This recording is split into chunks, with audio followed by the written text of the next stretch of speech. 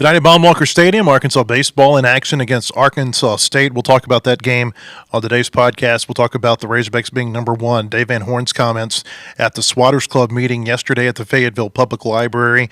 Ethan Westerman also going to be in studio with me. We'll talk about the top 10 Arkansas softball team. Big weekend for them in Florida. We'll talk some basketball, national championship game last night. Much more coming up on our podcast, but first word from Kendall King. At Kendall King, we're proud of over 4 decades of design. We're continuing the legacy of great creative design by combining our brands of Kendall King, Soapbox, and Shopcart. Together, these brands represent a new focus in marketing design, with individual attention to specific areas. Through our design expertise supported by a team of talented professionals, we showcase our best. We are Kendall King, we are Soapbox, we are Shopcart, we are design.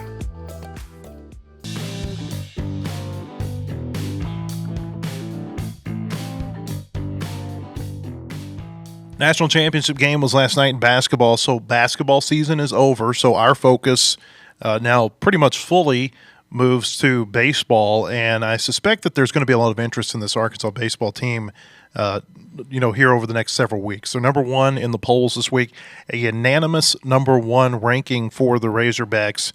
When we were on our podcast yesterday with Bubba Carpenter, only 3 of the 5 polls had come out. The coaches poll and the writers poll came out yesterday. The Razorbacks number one in those polls.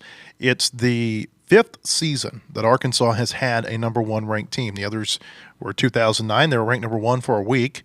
2013, they were ranked number one in the preseason and then had fallen to number 2 by the time the first update to the poll happened. Of course, spent most of 2021 in the number one position, spent 4 weeks at number one last year, and now here they are. And, you look at these numbers, and we've talked about this a little bit. They're the only team, Ethan, that ranks in the top 10 nationally in scoring, in ERA, and in fielding. That's a pretty good place to be. Yeah, you get all aspects of the game covered as being pretty dang good at it. You're going to win a lot of games. And I was talking about this with Bubba yesterday. Run differential is a stat that over the last few years, I've really come to appreciate, I think, because I think that it gives you an idea of who the strongest teams are. You can have a high-scoring team. You can have a really good pitching team. But when you have a team that has a high run differential, it usually is an indication that you've got a complete team. You got a team that can pitch a little bit. You got a team that can hit a little bit. You got a team that can field. What's interesting to me is that Tennessee, they're the 78th best fielding team in the country if you just go solely on fielding percentage. And they're still number 2 in run differential, right there with Arkansas. And so that tells me that their pitching and their hitting is at a really elite level, and the numbers pretty much back that up. But then you have Arkansas right there, and again, they're one of the best teams in all of these categories right now. Yeah, and a recipe for disaster I watched maybe an inning of the baseball series this week, and I was just keeping up with the score. And when I say keeping up with it, it was like, another 5 runs, another. I was watching a bloodbath from afar, and it was quite the scene. I was like, well, I think we have a really good baseball team on one hand and a not so great one on the other. It felt like Groundhog Day over the weekend against Missouri, like Bill Murray's character. Well, it's Groundhog Day. Yeah. Again. I mean, every game in that series, you got a 21-3 game, a 14-4 game, and a 16-2 game. And all of them had high walk totals from Missouri. All of them had high hit totals for Arkansas. All of them, except for one game, had multiple hit batsmen, where the Missouri pitchers hit Arkansas batters. And I can't think of another series where it felt like every game just kind of played out like all the other games. Yeah, and I'm keeping up with this from afar, and I am starting to personally feel bad about, for these pitchers about their walk totals. I'm like, that's just got to be. It was like, it felt to me like they were just every inning to just get out of it was just a relief. Like we were one inning closer to this game being over is how I felt keeping up with it from afar. Because, wasn't there some inning maybe Saturday where they walked in like... Yeah, it was crazy. I think there were 3 bases loaded walks and maybe 1 hit batsman with the bases loaded. Here's a stat from the weekend. Missouri threw 568 pitches. 568. That is wild. In the equivalent of 2 games. because they only pitched for 18 innings. It felt like about 38, Yeah. but they only pitched for 18 innings. They threw 568 pitches. Yeah, that was my takeaway. I was like, I think these guys they just want this to be over and to get home. By comparison, Arkansas threw 358 pitches Gosh. in that series. And Arkansas's pitchers, by the way, threw 3 more innings than Missouri's pitchers threw. So they pitched 3 more innings, and they threw 210 fewer pitches. It's insane. That is actually like that's one of those like stats you hear and you know it's crazy in your head, and then you have to the more you think about it, the crazier it becomes. Arkansas had a strike rate of 64.8% over the weekend. Missouri with a 51.2% strike rate. And again, you look at that and it's like, okay, well that's only about 13%, but that's a huge number. I mean, even the difference between say like 62 and 67% in baseball is a pretty significant deal. Mm-hmm. And so when you're looking at 13-14%, that's like the Grand Canyon almost. Yeah, it was. I mean, and the scores indicated how that series went. Cam Kozel was named the SEC Player of the Week yesterday for the Razorbacks. He had such a big weekend, and it felt like, Oliver Grigg, who's the communications director over for the baseball team, the way that the Player of the Week award works is that the communications director, SID, whatever you want to call them, they submit names to the SEC. So they'll typically it's, hey, here's our submission for Player of the Week, here's our submission for Pitcher of the Week, here's our submission for Freshman of the Week, and then the SEC office ultimately decides who wins those awards. And it felt to me like Oliver could just maybe send the entire lineup to Hoover or to Birmingham because of just the huge offensive numbers. It's been 2 days since this series ended, and I still don't think I've quite processed just how incredible I don't even know if I'd say it's an incredible offensive performance, because a lot of that was Missouri's own doing and their pitching staff's inability to throw strikes. But you still have to, as an offense, as a lineup, you still have to be patient. You still have to, not swing at pitches outside the strike zone.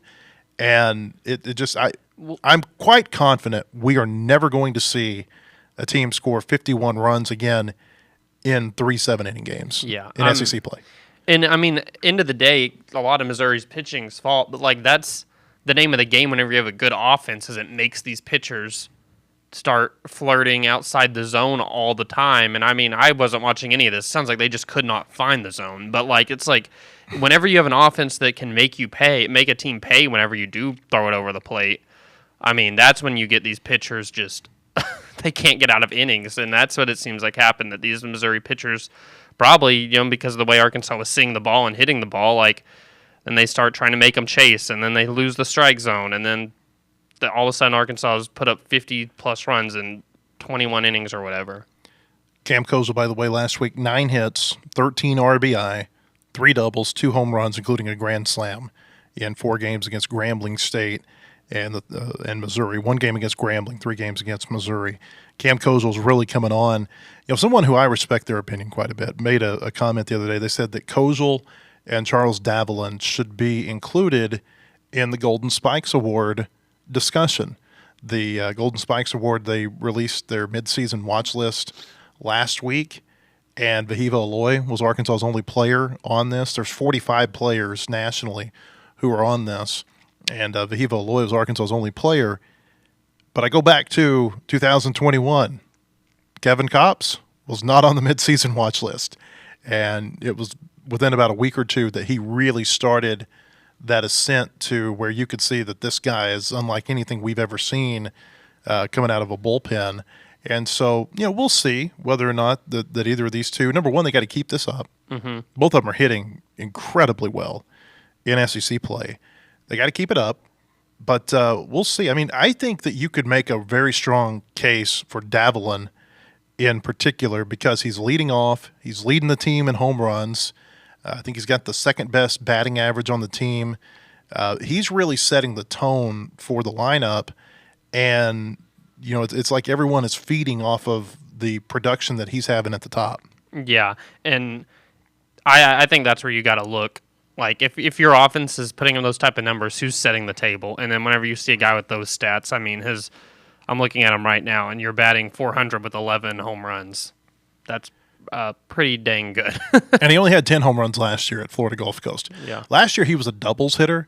And what I've heard Nate Thompson, Arkansas's coach, describe before, he's like, we're trying to hit doubles, we're trying to hit line drives, and then as it gets warmer, the hope is that they're going to go over the fence. Yeah. And I think that's kind of what you're seeing with Davalon, that, it's just line drives, but he's really getting a hold of some. And as the weather begins to warm up, if he's got 11 home runs right now, and there's going to be less midweek pitching to face, but 8 of his 11 home runs have come in conference play.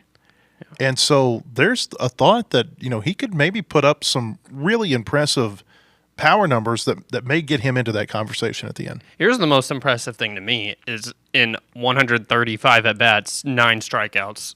He has more home runs than strikeouts right now. How about this? He has 8 strikeouts in SEC play and 8 home runs in SEC play. That's phenomenal. Yeah, I mean, if you're striking out at that little of a rate, you're doing a lot right. Especially for a power hitter. Yeah, and just think about, I mean, the name of the game is putting the ball in play. And, like, how many of those that you don't strike out on, are you reaching because of an opponent mistake? Or, like, I mean, he's putting that's what you have to do is put the ball in play. And a guy like him leading off doing that, pretty great. All right, here's where Arkansas ranks offensively right now in college baseball going into this game against Arkansas State tonight. It's going to be a 6 o'clock first pitch over at Baum-Walker Stadium. It's going to be televised, by the way, by SEC Network. Derek Jones and Todd Walker are going to be on the call. They're going to be calling this game remotely, but it's going to be on the network tonight. Just listen to some of these numbers, though, for Arkansas. They are first nationally in OPS. OPS, if you've heard us talk on this show before, we love OPS. I think that it's a really good indicator, maybe even a better indicator than batting average of production at the plate. Arkansas, number 1 nationally with a 1052 OPS. They're number 1 nationally in line drive rate. 26.6% of the balls that come off their bat are line drives. Consequently, they've got the lowest ground ball rate in college baseball. So, they're not hitting into a lot of double plays. RBIs, they're second nationally, 315, scoring third at 10.1 a game. Slugging, another big stat that we like, 602, third in the country. On-base percentage, 450, that's fourth. Batting average, 335, that's fourth. Home runs, 72, that's fifth. These are offensive numbers like we have never seen at this point in the season, at least in this equipment era of Razorback baseball. After the bats were modified about 14, 15 years ago, obviously the offensive numbers went down a little bit. Everybody says that, maybe the ball is juiced now. The offensive numbers are coming back. I've heard people say that this is like the second coming of gorilla ball in college baseball, but we haven't seen those type of power numbers at Arkansas in a long, long time. And I don't know that we've ever seen them quite like this, from a composite standpoint at this point in the season. Yeah, no, the main thing I see is, like, you look at the power numbers, and it's like, can you pitch around it? Like, you can't pitch around anybody, is what it look like. Like, if you have your whole lineup producing like that, it's like, you got to just face this lineup.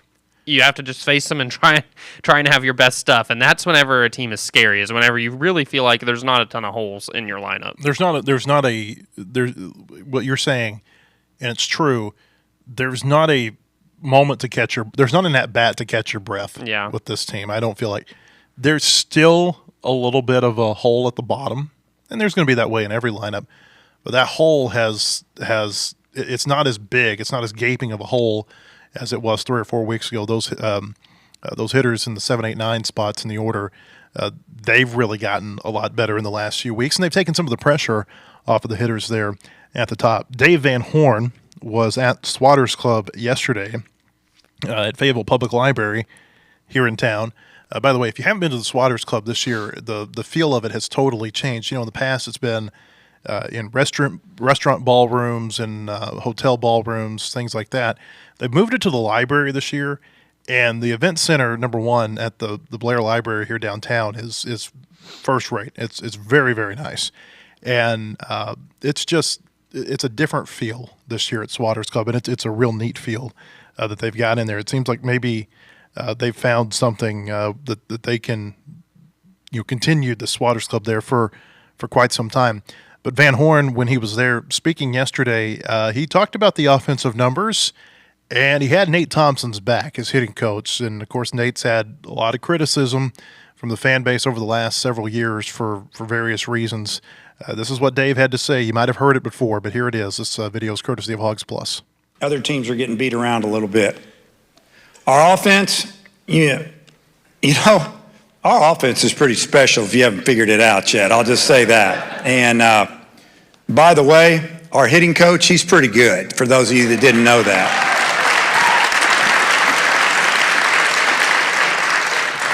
So overall, SEC, we're leading the SEC by about 30 points in hitting overall.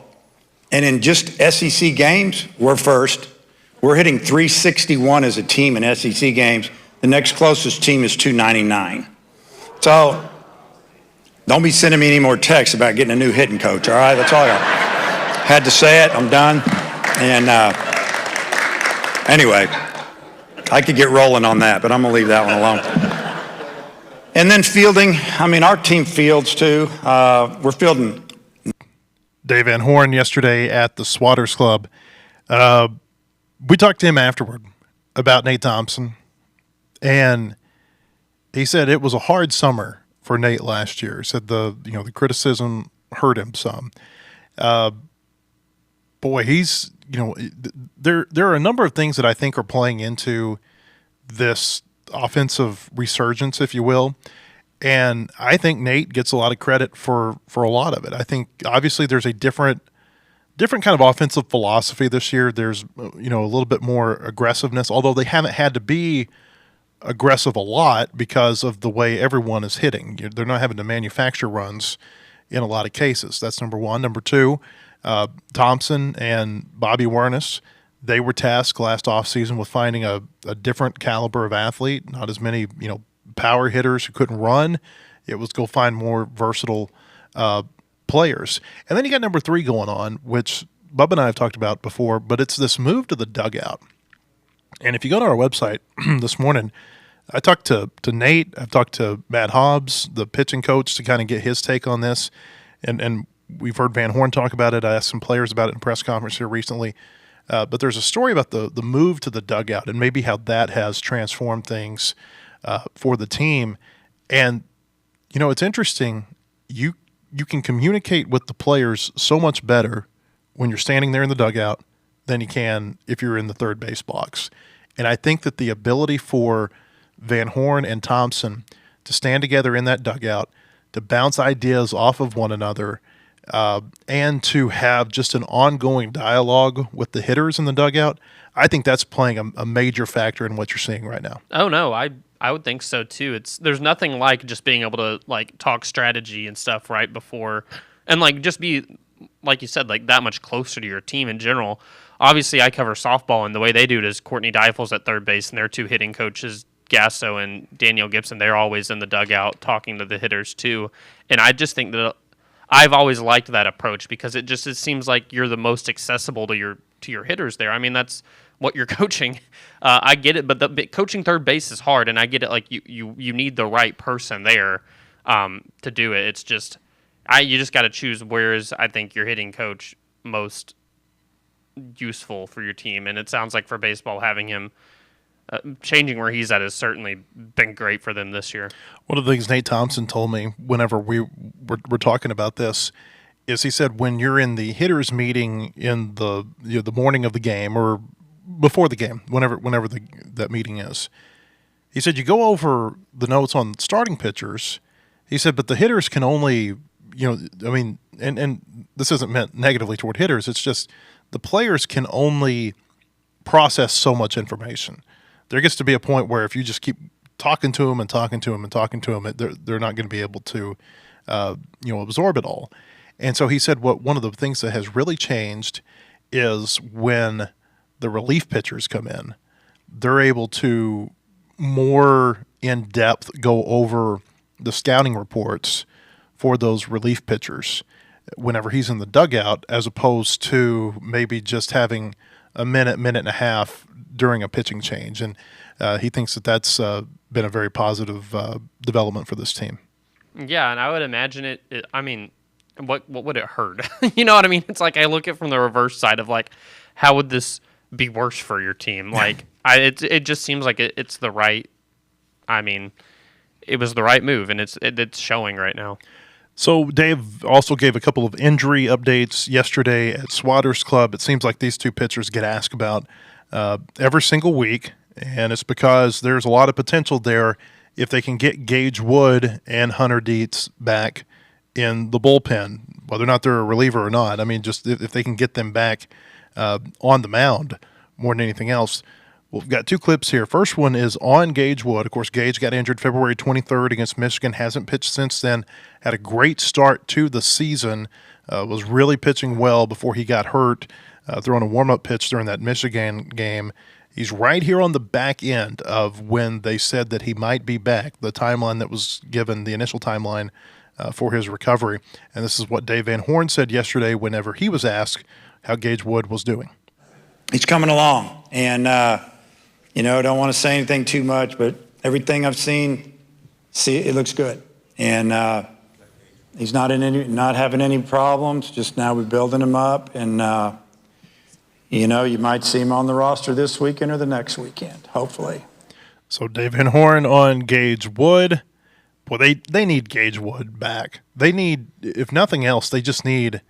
There's an energy level and a toughness that he brings to the team that I think that the other players will feed off of. Not saying they're lacking it. It's just there's more right there. Yeah, and I mean, there's no price tag you can put on that whenever you have a guy who just injects energy into your team. And I don't know. It was just one of those injuries, too, that it, like, in the moment, like, it's hard to, like, even bring my brain back to that point in the season because the feel was so much different just from, like, the close calls with Washington State, and then they lost, obviously, I think, their first game down there. And the injury, it just was like, oh, boy. Like, but just how the teams responded from then. It's like just getting a guy back, and he's an in-state guy. It's just a shot in the arm. And you think about just the nature of injuries with teams on this campus right now, of like how whenever you're rolling and you bring a guy back, I think it does nothing but, like, there's always the concern of like, oh, what happens to things were going so well. I think that's like such a false, like, the guys are all happy to have their guy back, and they figured out something without him. I think that you grow from that experience, and getting a guy like him back would only help. And he's versatile. Yeah. He can fill so many different pitching roles on this team. You need him to start, he can do that. If you need him to be a long reliever, he can do that. You need him to close, he can do that. He can probably close 2 times a week. I don't know if he can do it, the moment that he gets back into the swing of things, but I think somewhere down the road, he could be a 2-time-a-week closer if that's what they need. I'll tell you this, because of the injuries in the bullpen to the left-handers, Parker Coyle's going to be out for a little bit. You're about to hear what Dave had to say about Hunter Dietz. They've got 2 left-handers in the starting rotation with Beidelshees and Root. Root's not coming out of the starting rotation, and I don't know that Beidelshees will, but if you needed to move Beidelshees back to the bullpen to give you another left-handed option at the back, maybe Wood can slide back into that Game 3 starter role. We'll see whether or not that can happen. Of course, Hunter Dietz has only pitched 2 times for Arkansas, both of them about this time last year. I think once was in late March, once was in early April. He's been dealing with a bone injury in his arm for quite some time. And this was kind of a humorous moment yesterday when Dave Van Horn was asked about Hunter Dietz. You'll hear the question first, and then you'll hear Van Horn's response. Hey, Coach, what about Hunter Dietz? Are we going to save him for Omaha? Well, you're getting way ahead of yourself there, buddy. I'm going to have to condition you after this meeting outside. We're going to go run. We are not saving him for anything. We're trying to get him right, but he's not right yet. So hope he can get right, and I hope he gets right real quick. But we'll see. We'll see. He's still throwing. He's not having any pain. It's just not as good as it was. And we don't want to put him out there too quick and have it not go good, and then he's thinking, man, I'm not very good right now. So we're taking our time with him. Good question, though. except for the one part. Anyway. Dave Van Horn. There's nothing like being in like, he's a coach in a spot where it's just like that being the expectation. I'm like, gosh. They walk out of somewhere. I don't know exactly how it is in the new clubhouse. I know in the old clubhouse, though, there was a sign, and it said something like Omaha, work for it, expect it, earn it, or something like that. And no, that's the expectations they have for themselves. Yeah, for sure. Like, I know it's their internal. I just think it's just funny, like that. It's like for fans, like you ask a question, taking it for granted, like that. Yeah. You're being the coach of a program where fans are just like, so when you make it to Omaha, like. No pressure at all. Just we're taking it as it's a granted. But no, for sure. I mean, if you're a program like that, I'd be concerned if your expectation wasn't honestly getting there. Somebody said something to me yesterday. They're like, 100. Why do people keep asking about 100 Eats? What has he done to, earn all these questions? He may be the highest rated pitcher I've ever seen get on campus. If it's not him, and maybe Carson Wiggins, who's a freshman right now. The thought is that. And we'll see if he ever pans out to be this type of pitcher.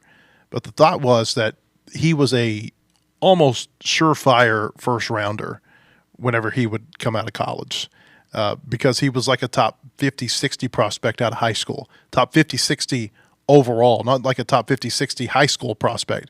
It was he turned down, I think, a lot of money in order to be able to come to college. And so hopefully it can, just for his sake. And I mentioned this before. I hate seeing these pitchers who come to college and they turn down a lot of money and then it just never works out for them. I hope he's not one of those. I hope for his sake he's able to get in there and have some success. But 100 Eats, we'll see whether or not he'll get into the bullpen rotation, so to speak, toward the end of this season. Dave Van Horn was asked about him later. He said, we need another left-hander. They want 100 Eats to pitch this year. But as you heard him say, they want him to feel good about himself whenever he's in those games. When we come back, we'll talk Razorbacks softball with Ethan. He's our softball reporter. They had a big weekend with a series win over Florida. Also had a big win yesterday before they flew home here to Fayetteville. We'll talk about last night's national championship game and more. But first, another word from Kendall King. At Kendall King, we're proud of over 4 decades of design. We're continuing the legacy of great creative design by combining our brands of Kendall King, Soapbox, and Shopcart. Together, these brands represent a new focus in marketing design, with individual attention to specific areas. Through our design expertise supported by a team of talented professionals, we showcase our best. We are Kendall King, we are Soapbox, we are Shopcart, we are design.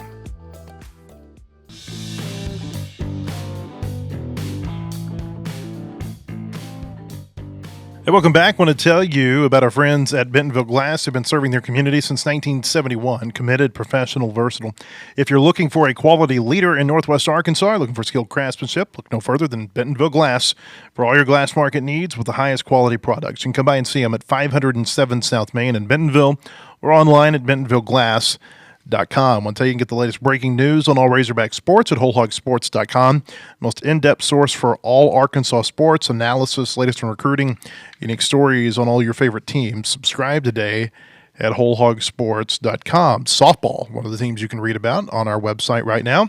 And just announced this morning they are a top 10 team after their weekend series victory at Florida. Florida previously number 2. Razorbacks won games there 4-1 and 9-5 in the rubber game. Could have easily swept Florida. Lost 10-7 on a walk-off grand slam last Saturday. Arkansas also beat a kind of a sneaky good North Florida team last night in Jacksonville before they got home, 14-0. They run-rolled North Florida in 5 innings yesterday. Ethan covers softball for us. They are on a pretty good run right now. They started the conference play with maybe the 3 best teams in the conference. We'll see. I know they played OU in there, who's really good, obviously. But it seems like maybe those early struggles has built some character in this team, and now you're starting to see them really take off. Yeah, they started conference play at Ole Miss and lost that series, and that's one that they just frankly should want back big time because they've proven over the course of the season that they're a better team than Ole Miss. They just had a really bad weekend. Other than they were so frustrated, I think, by losing the first 2 games that Sunday they won like 20-3 or something. The thing about this team, once they get hot, they're really hard to slow down. And they're just playing at an incredible level right now. You mentioned the game yesterday, North Florida. I mean, I look at some of these like Warren Nolan, some of these like just statistic data analytic based platforms that try and predict stuff, and they predicted yesterday would be a 5-4 win for Arkansas there. And I use it. They're actually usually pretty like close. Warren Nolan's is, and they beat the heck out of them 14-0. I mean, it was not even remotely close. And that moved their RPI up. They were number 8 in RPI going into yesterday, and they moved up to number 6 today after that win. And then over the weekend at Florida, I mean, they were the better team, just to be honest. Like they really could have swept that series. Courtney Deifel said on Saturday, I mean, they stranded 18 runners, which is insane to even like have 18 to strand, to be honest. They stranded 18 runners and lost on a walk-off grand slam. Like, it felt like a game that they dominated for the most part, but just could not find a way to they couldn't find a way to win. So they were just clearly the better team than Florida over the weekend. It wasn't on a fluke. They swept Kentucky the weekend before, and that came right after a series win at Tennessee, which they beat OU in a series last week. I mean, it's like Arkansas has shown over the past 3 weekends. This is the most important thing. They've shown over the past 3 weekends that they can beat anybody. It's just they can't play how they did at the beginning of conference play, or else they could lose to anybody. It really reminds me of the men's basketball team that I covered, and the fact that it's like I feel like that Tennessee series on the road that they were not supposed to win. Kind of like I equate it to the Kentucky basketball game where it felt like a get right series for them, that it was like it showed them something. They were having so much more fun that weekend. They looked so much more loose, and they've been just like, every time you watch them now, it's like they're having a blast. I'm like, something happened to y'all that weekend where y'all gained some sort of belief. It's like you proved yourself something, and now they're starting to handle business. And now here comes South Carolina this weekend. South Carolina ranked number 6, I think, in the poll that we use. Arkansas is ranked, is it 10? Yeah, Arkansas in the poll we use, South Carolina is 11, Arkansas is 10, but South Carolina is number 6 and 2 other major public. So there's a lot of from like number 6 through 12. Honestly, there's a lot of just parity across these polls right now. But South Carolina is thought to be like a top 10 team for sure. And 3 games at Bogle Park this weekend: Friday, Saturday, Sunday. Saturday's game is going to be on SEC Network, a primetime game on Saturday night.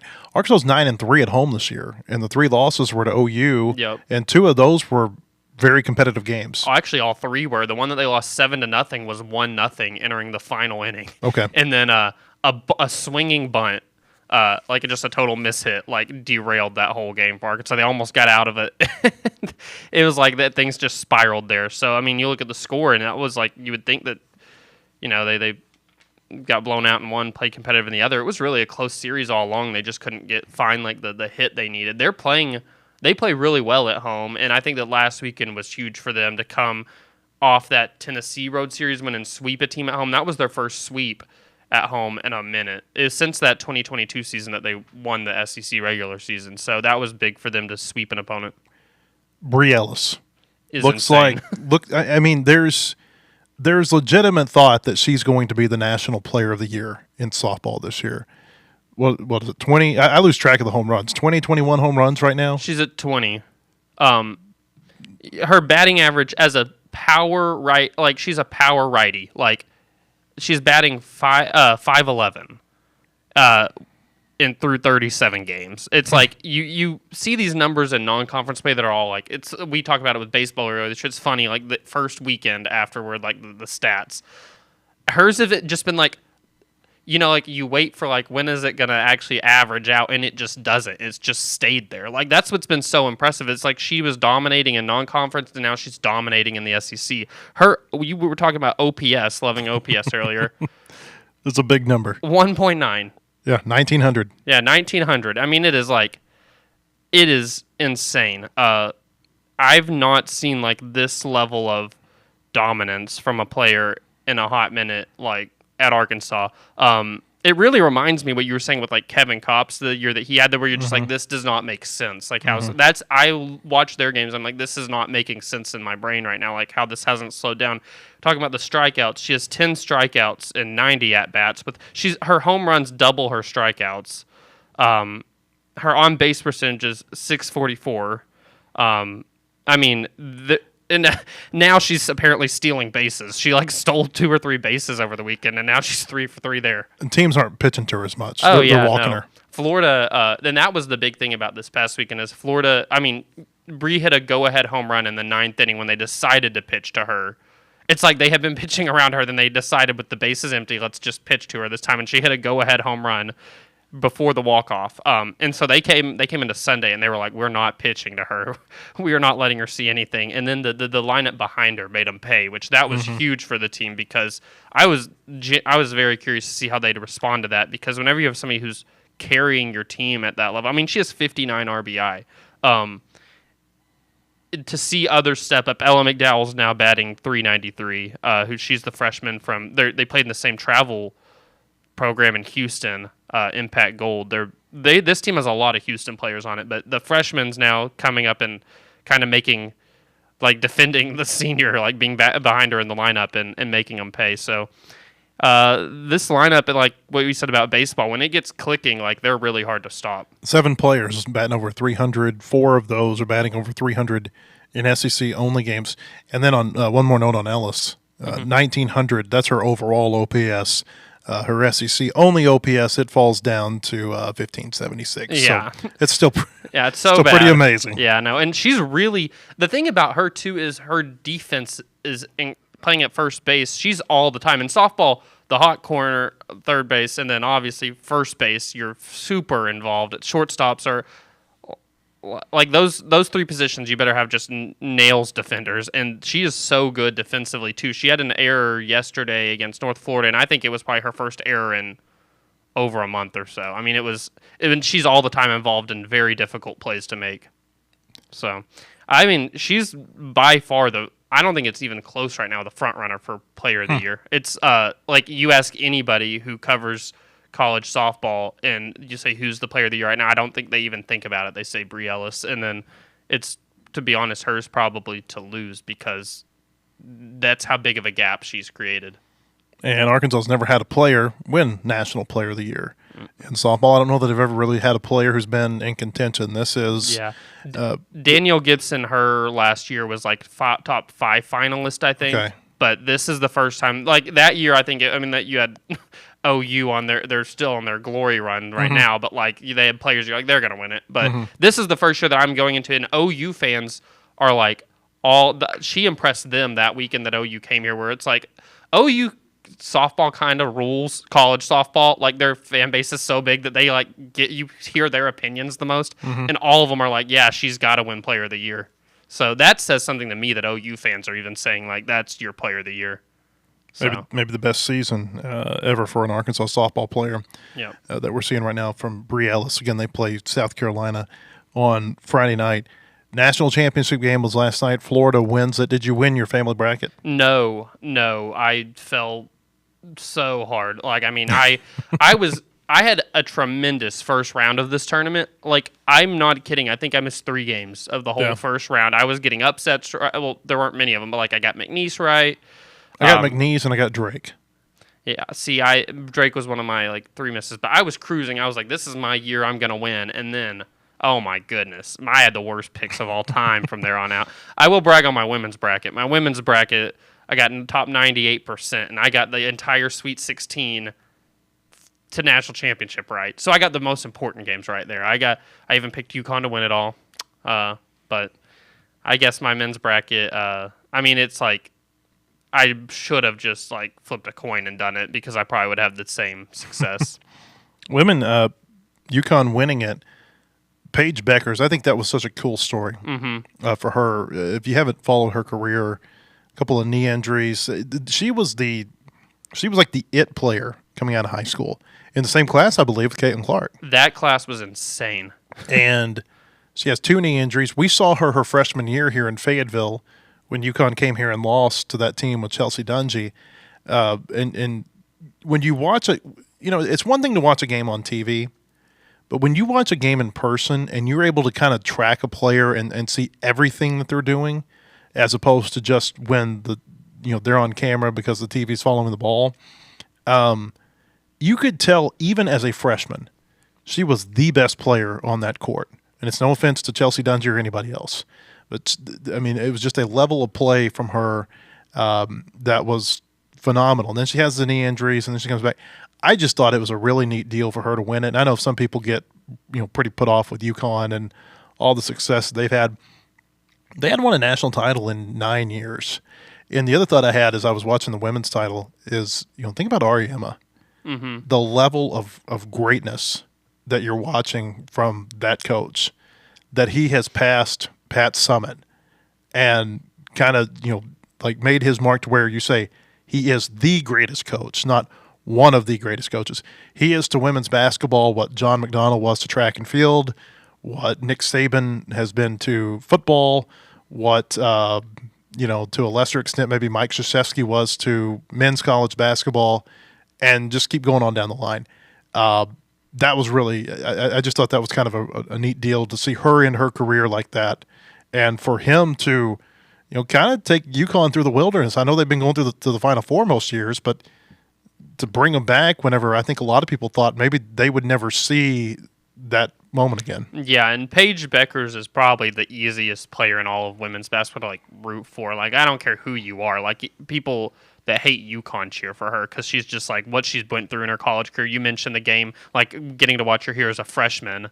That game against Arkansas was awesome. I mean, Chelsea scored 38. Were you there? I watched it on TV. I was in class. Let me tell you a funny story. I was there. ESPN, I've done some statting for ESPN over the years.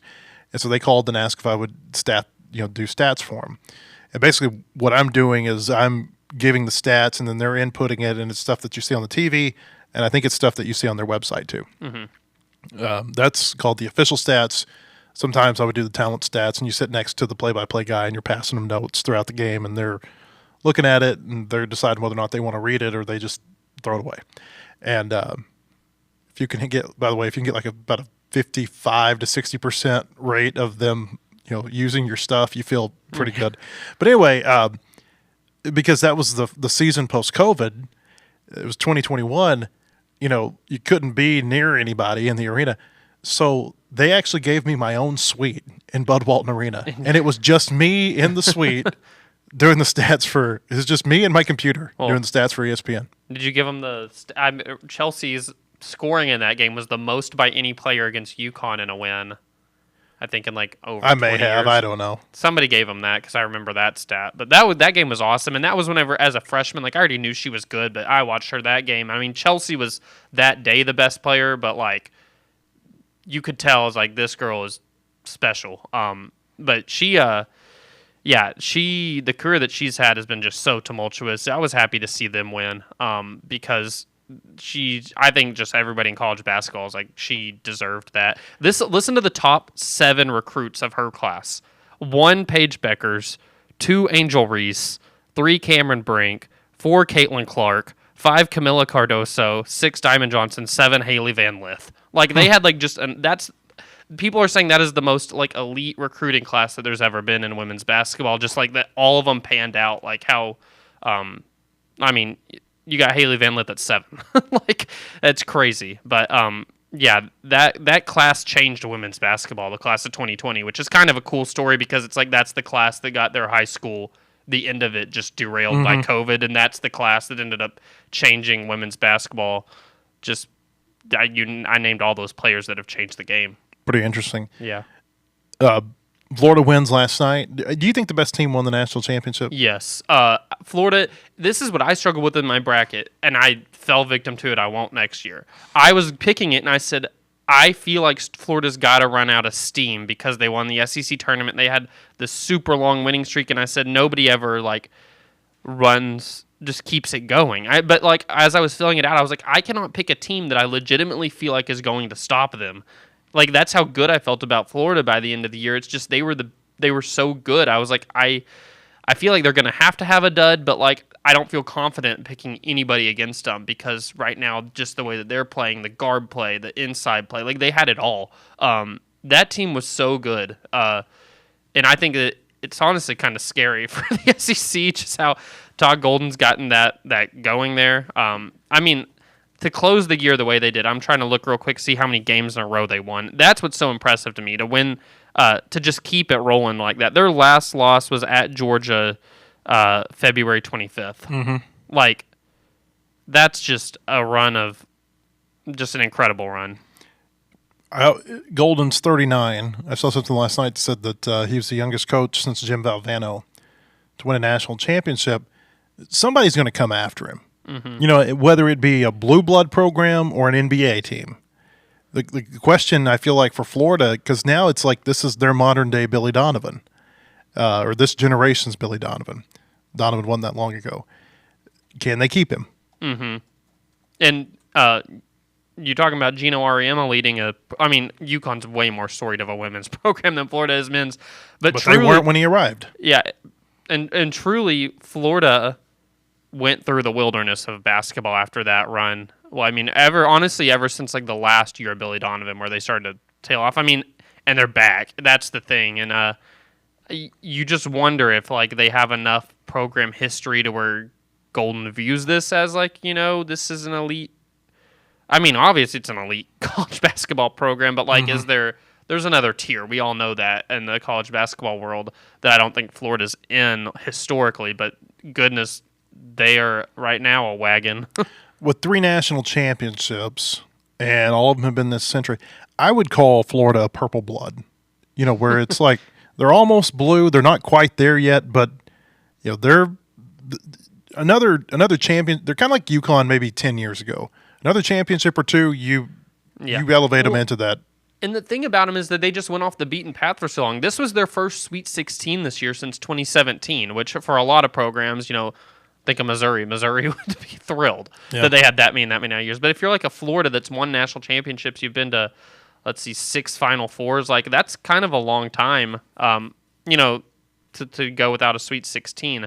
This is their first Final Four since 2014. I think that this is a program that purple blood. It's like you got to show consistency that this is how Florida basketball is. But man, when they're good, they're really good.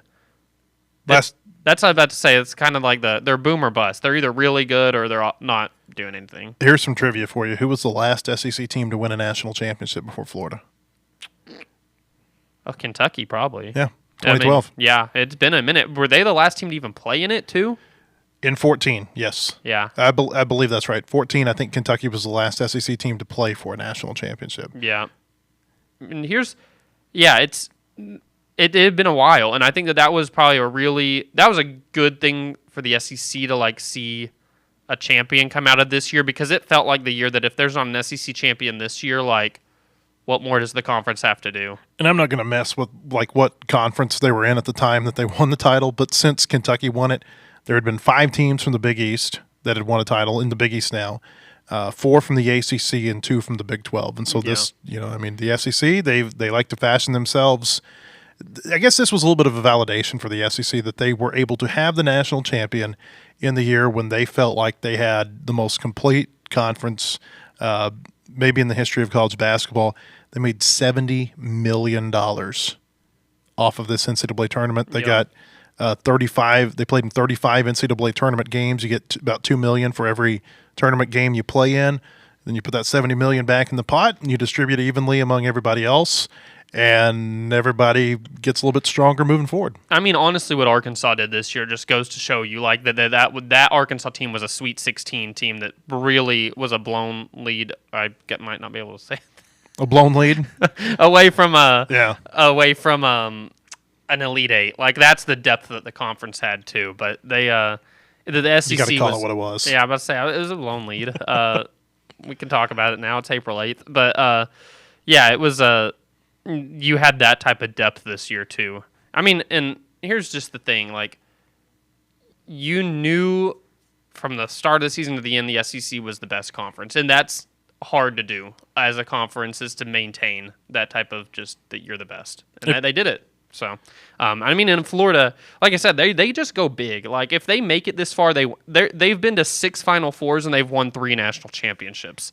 So, I mean, it's like if Florida's good, they're really good. Mm-hmm. And I feel like that's I think we're going to see more SEC teams kind of start doing that with the conference, the investment it has in basketball right now. Is like I think we're going to start seeing a lot more really good SEC teams like championship contending SEC teams. If you're wondering what the heck that was about, Ethan caught some crap from a reader whenever he was in San Francisco for saying Arkansas blew the lead to Texas Tech. But that's part is I didn't even say it. Yeah, I know.